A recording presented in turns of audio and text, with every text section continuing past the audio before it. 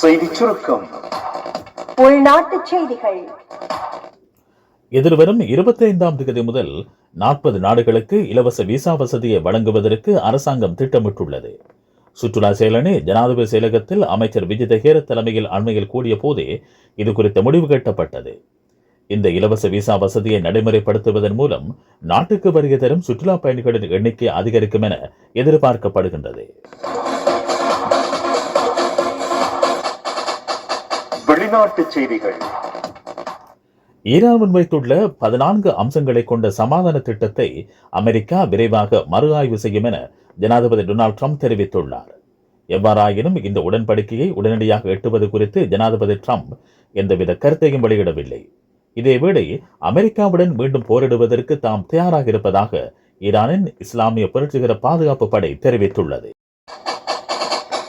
விளையாட்டுச் செய்திகள். தென்கொரியாவில் நடைபெற்று வரும் ஆசிய சாம்பியன்ஷிப் தொடரில் ஆண்களுக்கான ஈட்டு எறிதல் போட்டியில் இலங்கையின் சுமேத ரணசிங்க வெள்ளிப்பதக்கத்தை வென்றுள்ளார். இன்றைய போட்டியில் 75.61 மீட்டர் தூரத்துக்கு ஈட்டியை எறிந்து அவர் இந்த வெற்றியை பதிவு செய்தார்.